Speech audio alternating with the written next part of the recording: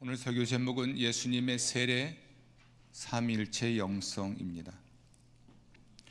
예수 그리스도의 세례를 계기로 성부, 성자, 성령 삼위 하나님이 역사 속에 함께 나타나셨습니다. 마태복음 3장 16절 17절인데요. 세례를 받는 분은 성자 예수이시고 하늘에서 말씀하신 분은 성부 하나님이시고 성자 하나님 위에 강림하셨던 분이 성령 하나님이십니다. 이렇게 성부, 성자, 성령 삼위 하나님이 동시에 나타난 장면은 이 말씀이 유일한 듯합니다. 그러므로 기독교는 역사적으로 주현절에 예수님이 세례받으신 사건을 설교하고 있습니다. 오늘 설교 제목은 예수님의 세례 곧 삼위일체 영성인데, 우리는 오늘 예수 그리스도께서 세례를 받으신 일의 의미를 성부, 성자, 성령 삼위 하나님의 상호관계의 관점에서 살펴보려고 합니다. 삼위일체의 영성이 무엇인지 알고 그것을 형성하고 실천하게 되길 바랍니다. 먼저 예수 그리스도의 아버지에 관해서 말씀을 드리겠습니다. 나사렛 예수님은 하나님을 아버지라고 불렀고 자기가 죄를 용서하는 권세를 가졌다라고 주장하셨습니다. 사람들은 나사렛 예수를 하나님의 아들이라 불렀고 그가 처형당한 후에는 주님이라 부르며 예배했습니다. 황제 숭배가 만연한 로마 제국에서 목숨을 걸면서까지 유일신론을 고수하던 유대인들이 다른 인간을 하나님과 동급으로 찬양하거나 예배하는 신성 모독의 죄를 범한다는 것은 이해하기 어렵습니다. 얼핏 보면 유대교에서 교회가 또는 기독교가 시작된 듯 보이지만, 물론 구약 성서를 함께 읽고 경전으로 삼고 있다는 점에서는 매우 비슷한 점이 있으나 결정적으로 다른 것은 삼위일체 신앙에 있습니다. 유대교에서는 나사렛 예수 그리스도를 하나님의 아들로 인정하지 않기 때문이죠. 사도신경은 신약 성경에서 나사렛 예수가 부르시던 대로 야훼 하나님을 아버지로, 나사렛 예수를 하나님의 유일하신 아들로 소개합니다. 그렇다면 기독교인의 예배 대상이 유일신이 아닌 예수 그리스도의 아버지라는 것은 어떤 의미가 있을까요? 예수님이 요한에게 세례를 받으실 때 그가 하나님의 아들이신 사실을 하나님이 확언하셨습니다. 마태복음 3장 17절 말씀입니다. 이는 내 사랑하는 아들이요 내 기뻐하는 자라. 아멘. 이 말씀은 삼위일체 교리에 있어서 중요한 것은 성부, 성자, 성령의 사랑의 교제와 성부 하나님이 성자 하나님에 관하여 대하여 이는 내 사랑하는 아들이요 라고 말씀하셨듯이 사랑의 교제와 그로부터 흘러나오는 기쁨인 것을 말합니다. 사랑하는 사람들이 서로 교제할 때 흘러나오는 것은 기쁨인 것이죠. 마찬가지로 성부 하나님과 성자 하나님의 교제로부터 흘러나오는 것은 바로 기쁨입니다. 삼위일체의 신비에 대해서 알려면 사랑의 논리를 이해해야 합니다. 성경은 하나님을 사랑이라고 말을 하죠. 누군가를 사랑하려면 사랑하는 자가 있어야 하고 사랑받는 자도 있어야 하고 또한 동시에 사랑도 있어야 합니다. 이 세 요소를 갖춘 것이 사랑의 논리입니다. 이 세 요소는 서로 구분되나 긴밀히 결합되어 있고 어느 하나라도 없으면 사랑 자체가 불가능합니다. 사랑하는 자만 있고 사랑받는 자가 없으면 이 사랑이 불가능하고, 사랑받는 자는 있다는데 사랑하는 자가 없어도 이 사랑은 불가능하고, 사랑하는 자도 있고 사랑받는 자도 있는데 사랑이 없다면 그것은 사랑이 아닌 것이죠.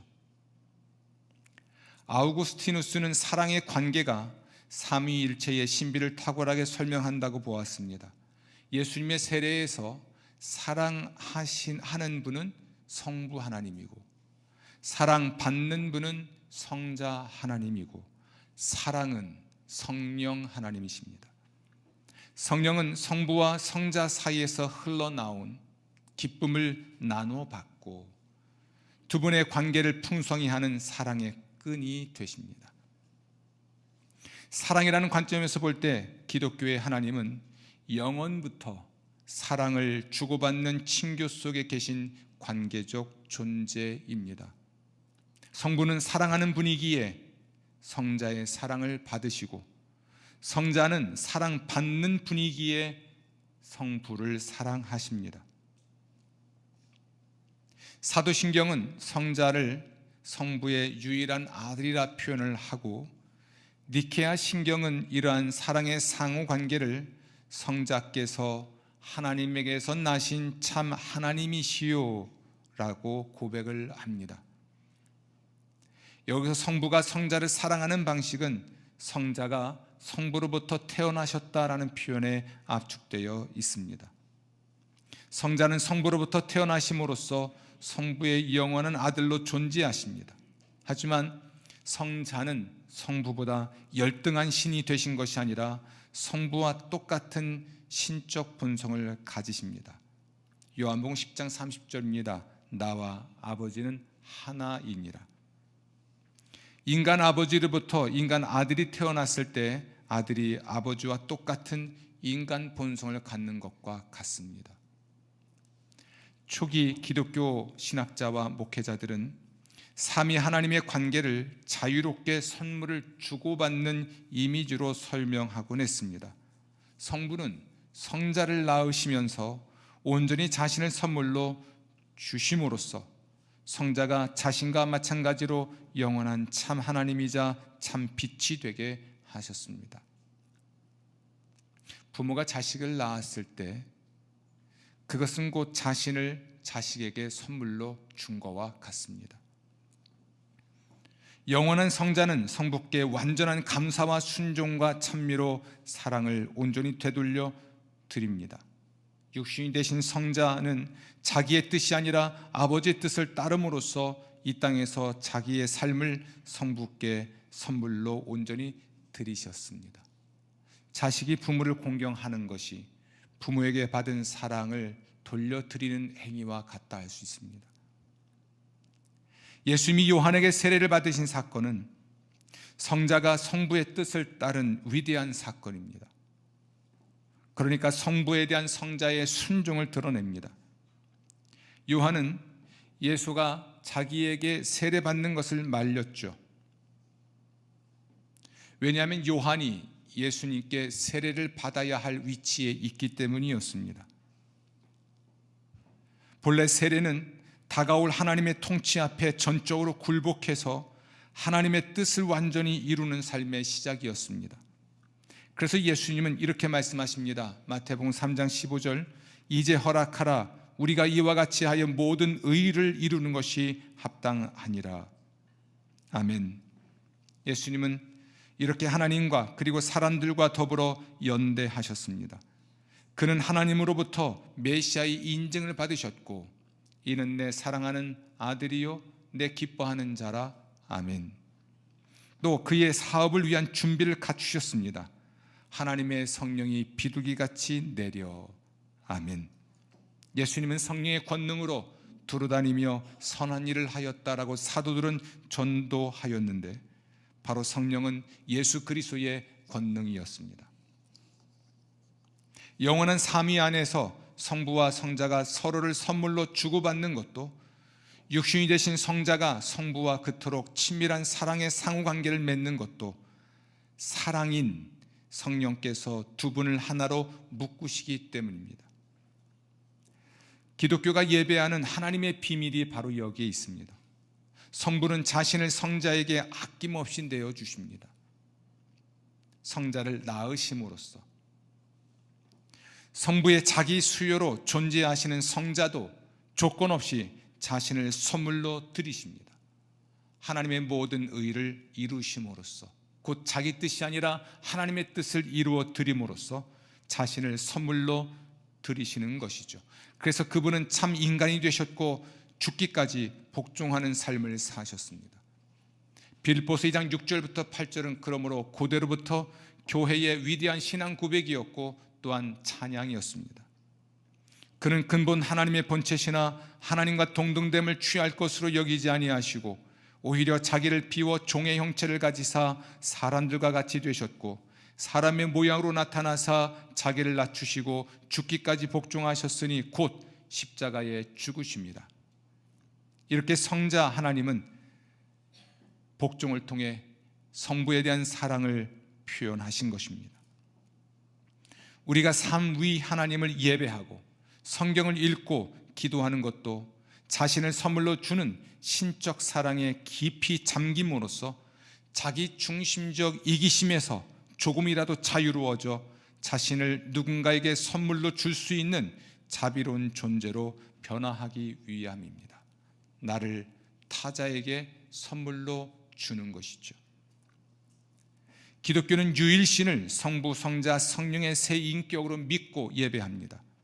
삼위 하나님을 믿는다는 것은 자신을 자유롭게 선물로 주시는 신적 자비로 모든 피조물의 관계와 의미를 재정의하는 부단한 노력입니다. 그러니까 성자 예수 삼위일체 영성이라는 것은 자신을 누군가에게 선물로 주는 마음과 태도와 삶인 것입니다. 나를 타자에게 자유롭게 선물로 주는 것, 그러한 마음과 태도와 삶이 삼위일체 영성입니다. 삼위일체 영성을 가진 사람은 먼저 우리를 사랑하신 그 하나님께 자신을 선물로 드리고 하나님에 대한 감사와 기쁨의 응답으로 자신을 타자에게 선물로 줍니다. 예수님은 새 계명이라 말씀하시면서 이렇게 말씀하셨습니다. 요한복음 13장 34절 35절입니다. 내가 너희를 사랑한 것 같이 너희도 서로 사랑하라. 아멘. 나의 사랑을 받았으니 또한 너희도 서로 사랑하라.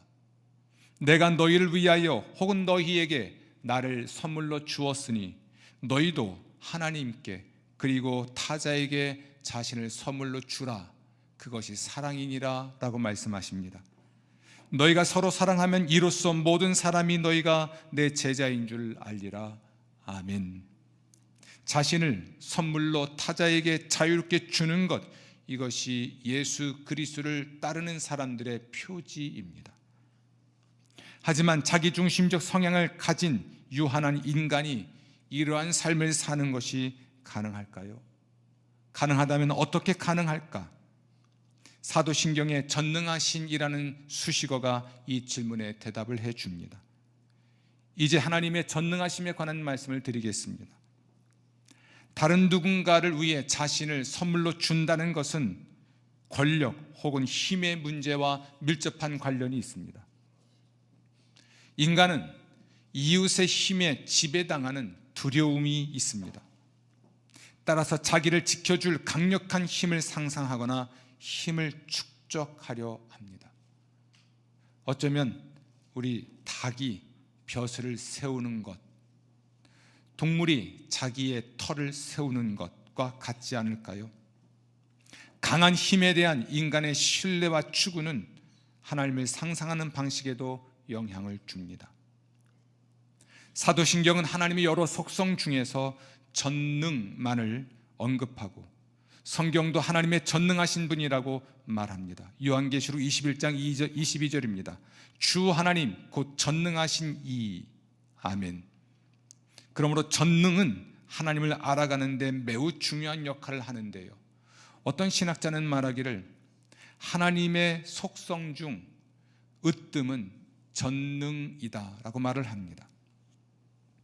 이 전능은 물론 모든 것을 할 수 있는 힘인데요, 그래서 천지를 창조하는 어떤 힘이기도 합니다. 그러나 이 힘은 어떤 제약도 없는 절대적인 힘이 아닙니다. 이것은 하나님의 전능입니다. 하나님의 전능이라고 하는 것은 성자 예수 그리스도의 아버지라는 관점에서 접근해야 이해가 되는 말입니다. 성부는 성자에게 자신을 선물로 내어주신 분인데 따라서 하나님의 전능, 그러니까 모든 것을 할 수 있는 힘이라는 것은 타자에게 자신을 자유롭게 내어줄 수 있는 신적 능력을 말합니다. 나를 위해 타자를 희생하는 능력이 아니라, 나를 위해 타자를 지배하는 힘이 아니라, 타자를 위해 나 자신을 자유롭게 내어주는 힘, 이 힘이 하나님의 전능입니다. 성부 하나님은 성자 하나님을 낳으심으로써 자신을 성자 하나님께 수여하셨고, 또한 세상의 구원을 위해 자기 아들을 수여하셨습니다. 그러므로 요한복음 3장 16절은 타자에게 자신을 수여하는 하나님 사랑의 최고봉입니다. 하나님이 세상을 이처럼 사랑하사 독생자를 주셨으니. 아멘. 이런 관점에서 보면 예수 그리스도를 주님으로 믿는 기독교에서 하나님의 전능은 사랑과 갈등을 일으키기는커녕 내적으로 완벽히 일치한다고 할 수 있습니다. 들어보십시오. 성부는 성자를 낳으시며 그에게 신성을 선물로 주시고, 아멘. 세상을 창조하시며 온 우주의 존재를 선사하십니다. 성자는 성부께 완전한 순종과 감사로 사랑을 되돌려 드리고, 세상에 몸소 들어오셔서 자기 생명을 세상을 위해 선물로 주셨습니다. 성령은 성부와 성자의 완벽한 사랑에서 흘러넘치는 충만한 기쁨을 되돌려 나누시고, 새 창조의 영으로 우리와 함께 하시며 자신을 선사하십니다. 그러므로 우리가 자신을 내어주는 힘, 그 힘으로 자기를 누군가에게 또는 타자에게 선물로 줄 수 있게 되는 것입니다. 이렇게 성부와 성자와 성령의 내적 관계, 그리고 삼위 하나님이 세계와 역사 속에서 맺는 외적 관계는 모두 하나님의 전능을 따라합시다. 하나님의 자유로운 자기 수여로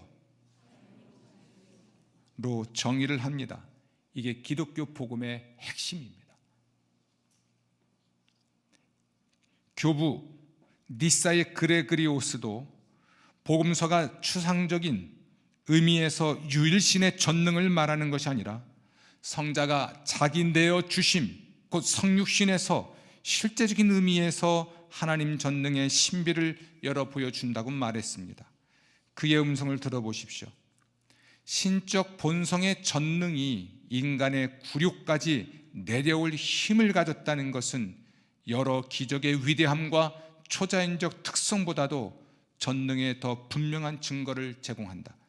신적 힘에서 나온 탁월하게 위대한 것은 신성에 합당하고 신성의 결과로 존재하게 된다. 창조세계 그리고 가시적 영역 너머로 이해되어야 할 모든 것이 하나님의 권능에 의해 지탱된다는 말을 듣는 것은 놀랄만한 일이 못 된다. 하지만 하나님께서 인간으로까지 비하하셨다는 것은 힘을 무궁무진하게 행사하신 것이라 할 수 있다.